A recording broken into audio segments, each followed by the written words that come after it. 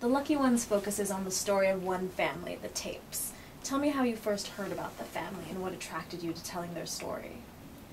We know a little bit about the Tapes from a landmark civil rights case that they brought in the 1880s called Tape v. Hurley, which was about the exclusion of Chinese from public schools in San Francisco. And they won that case in the California State Supreme Court, but it was also the occasion through which San Francisco set up a segregated Chinese school. So it was kind of a partial victory. But I became interested in their family story because I ran into a document when I was researching my first book in the National Archives, which was a report of an investigation of Chinese who work as interpreters for the Immigration Bureau. And the name Frank Tape jumped out at me on the page, because Tape's not a Chinese name. And I thought, well, I wonder if he's related to this case at all. And you know, you look up at the census records, and there he was. He was the little brother of the girl in the lawsuit, Mamie Tape. And then I saw that Mamie had married somebody who was also an interpreter, and a younger sister also married a court interpreter. So I thought, well, what is this about? A whole family of interpreters. So it kind of went from there. Was their role as interpreters unique for their family, or is that a role that many in the Chinese American community at the time played? They were unusual, to be sure. There were not that many people who were bilingual and could work as interpreters. So they were unusual, but they were not unique. And one of the things I learned researching the Tapes and their associates and people like them, that this was a very special group of people, actually, who brokered relations between the immigrant community and the mainstream institutions like the steamship companies, the railroad companies, banks, employers, and government offices like customs, immigration, courts, the police, etc., etc. And I think it's through this work of brokering that a small number of Chinese were able to actually have access to white neighborhoods where they lived. They were highly acculturated. And they were really the first ethnic Chinese to become American, kind of Chinese-American middle class.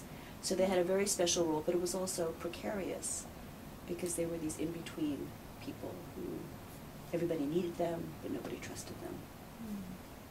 How does the Chinese-American immigrant story compare to other immigrant stories? Does it follow a similar path towards becoming more integrated, or is it a different tale? It's the same and it's different, right?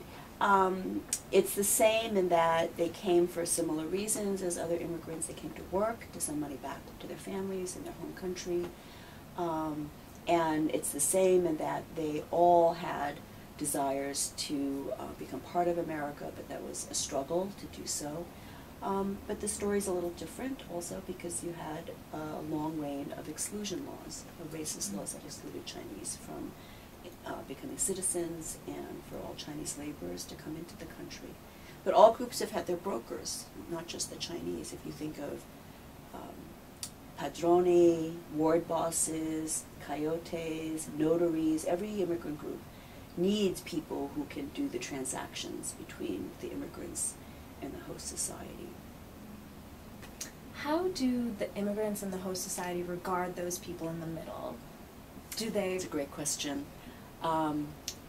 I think ambivalence would be the best word.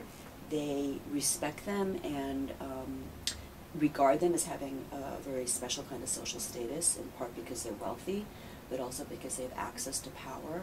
But that same access to power is also a source of mistrust and suspicion. So it's a very tense, oftentimes tense kind of relationship. Is there ever a time when an immigrant community stops requiring a broker? Well, I think new immigrants need the brokers. As immigrants become more settled, especially as they learn English, particularly for their children, they don't need the brokers anymore. They can get their own tickets, they can get their own jobs.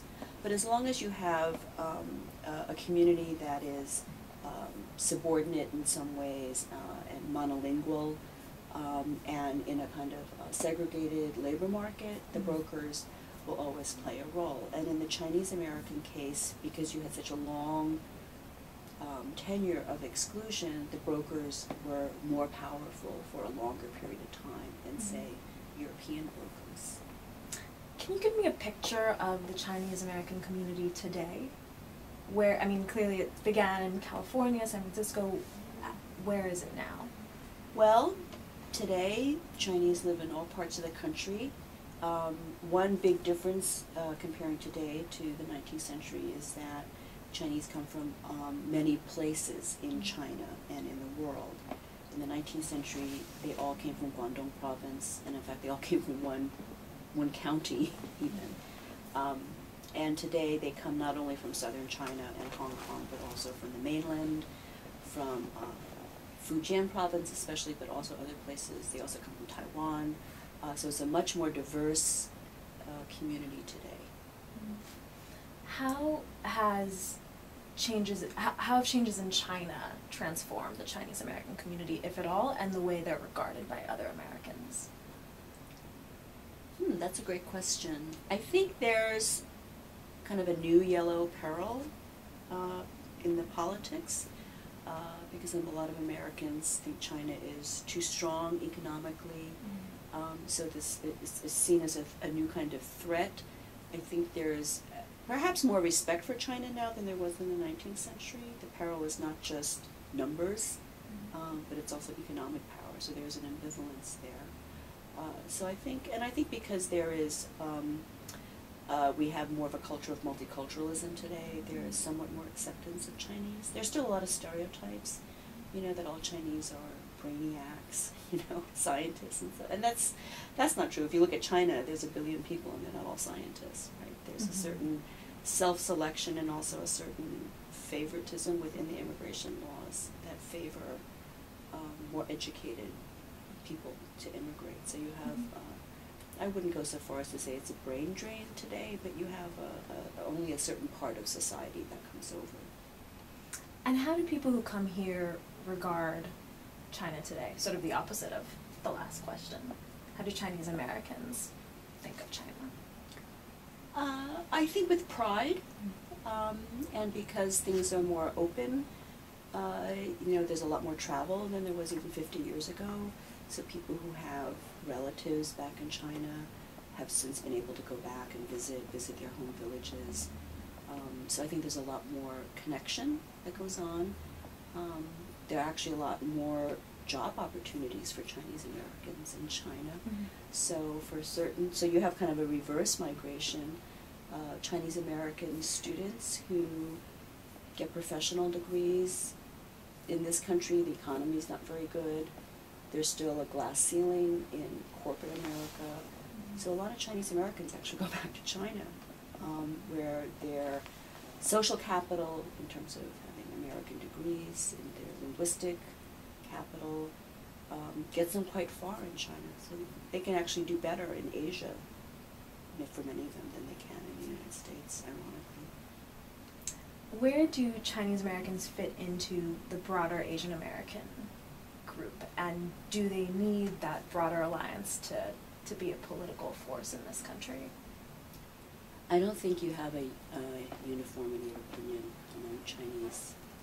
I think some Chinese, the more recent immigrants, I think, tend to not identify as Asian Americans, but just Chinese, and actually even with the subgroup, Fujianese, Taiwanese, they're much more narrow, I think, in their inclinations, and because you have a critical mass in major cities of people from even these subgroups, they don't really think they need anybody else.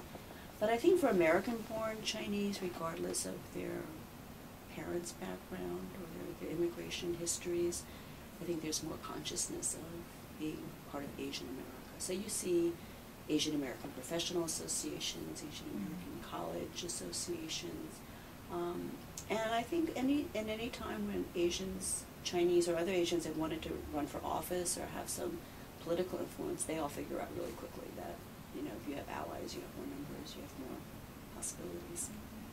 Great. Thank you so much for joining us today. Thank you for having me.